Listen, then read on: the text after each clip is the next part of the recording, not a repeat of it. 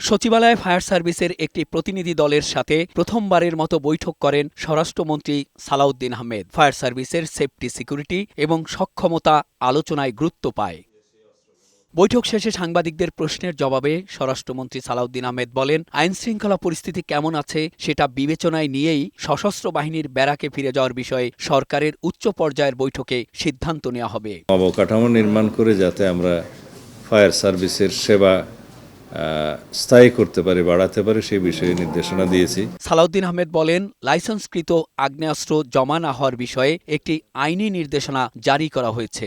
ভারতীয় হাইকমিশনার প্রণব ভার্মার সাথে সাক্ষাতের বিষয়ে স্বরাষ্ট্রমন্ত্রী বলেন, সীমান্ত নিরাপত্তা নিশ্চিত রাখার পাশাপাশি ব্যবসা বাণিজ্য এবং নৈতিক সম্পর্ক বজায় রাখার বিষয়ে আলোচনা হয়েছে।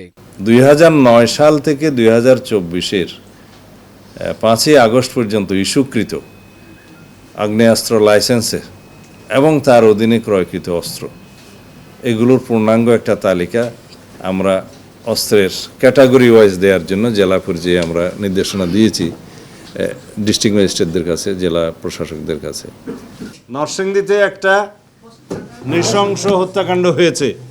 আমরা বলেছি 24 ঘন্টা থেকে 48 ঘন্টার ভিতরে সমস্ত অপরাধীদেরকে অ্যারেস্ট করতে হবে। করা হয়েছে কিনা? চট্টগ্রামে ব্যবসায়ীর বাসায় গুলিবর্ষণের ঘটনায় শীর্ষ সন্ত্রাসীদের আইনের আওতায় আনতে দ্রুত ব্যবস্থা নেওয়া হচ্ছে বলে জানান স্বরাষ্ট্রমন্ত্রী। মেহেদী আজাদ মাসুম, বৈশাখী সংবাদ, ঢাকা।